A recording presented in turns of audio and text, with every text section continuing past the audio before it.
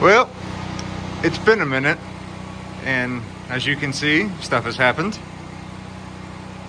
For starters, life got in the way. Couldn't work on the tractor for a while, but now I'm kind of caught up with life, so I'm back to the tractor. Starting with the piston rings that I left in the last video talking about. According to Power Seal, you are supposed to have the like the silver ring up top, 3 of the black like normal thickness rings, and then on the very bottom or on the 4th ring groove you're supposed to have 2 of their thinner rings, and then the oil control ring in the 5th groove.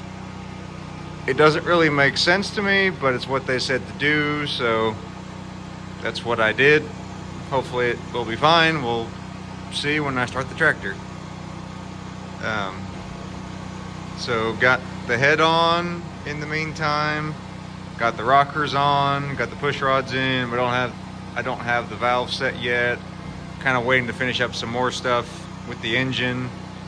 As you can see, I got the exhaust manifold, upper water pipe, lower water pipe, carburetor, exhaust pipe, and intake pipe on. It's all the manifold is torqued down, the upper water pipe is torqued, the lower water pipe is torqued, the carb is just sitting on there, and the exhaust pipe is just sitting on there. Because I'm anticipating taking that back off for painting, or final painting. Let's see. Started to put the oil slinger or the flywheel spacer on, but I cannot get this cover on any further than that, and it should just slide on. And I'm kind of wondering if part of my problem, I don't know if you can kind of see, but right in here it's kind of dented, right down there it's kind of dented, a little dent right there. Well, I got a little impatient, long story short, and I know better, but here we are. And I might have deformed this little ring on the oil slinger, and that I think is keeping me from sliding this cover onto it. So I need to try to straighten out the oil slinger, or maybe get a different one. We'll see. And oddly, in all my research online, I have found cork seals for the crankshaft seal and an O-ring that some people have used instead of the cork seal. But this kit that I got from Power Seal came with a graphite seal, which was new to me, and it was very tricky to get onto the crank, or at least it was a lot harder than I was thinking it should have been.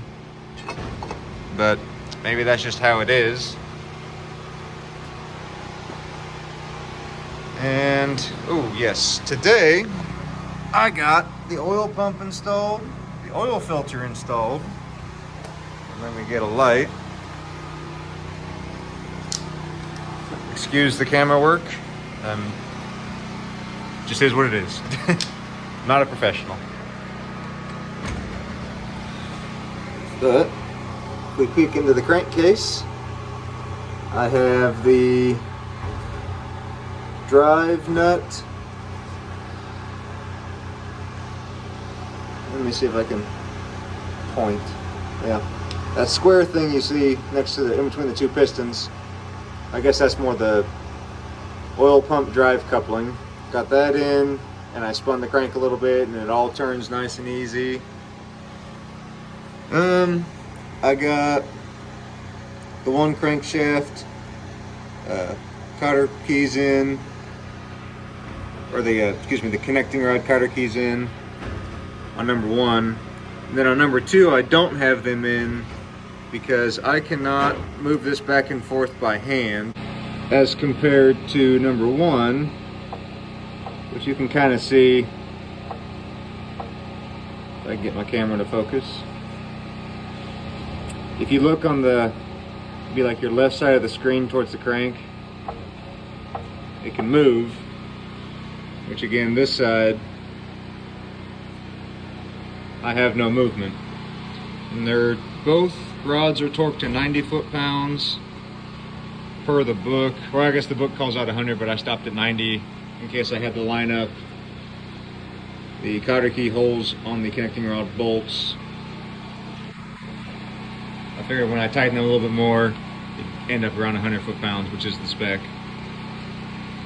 So these connecting rods are not from this tractor. They are insert rods that I got from another tractor. And the bolts on this connecting rod are not the bolts that came with this connecting rod. Those are the bolts from the old connecting rod that already had the holes in it for the cotter keys. Now you might think, why not just switch out the bolts to the other bolts and see what that does clearance wise, and see if I can get it to the connecting rod to wiggle back and forth.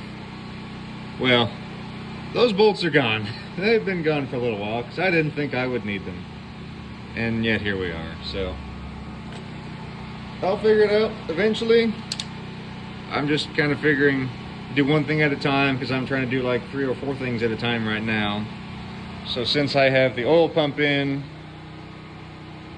I'll go back to the crankshaft seal next, because I'm trying to close up the crankcase because winter's coming, and I'm not going to work out in this barn that's not heated and barely insulated when it's like 10 degrees outside. So if I can get the crankcase all sealed up, no dust or dirt should really get in there over winter. And then once that's done, I'll come up to the valve cover, I think, and see if I can get the valves adjusted. And then I will go back and look at the connecting rod and see if I can get that squared away, and do some more research and see what I can find on that. So hopefully my next update will not take me as long as this one has. Life is, I think, all squared away, so I should be good to go now. So thank you for watching, and I hope to see you next time.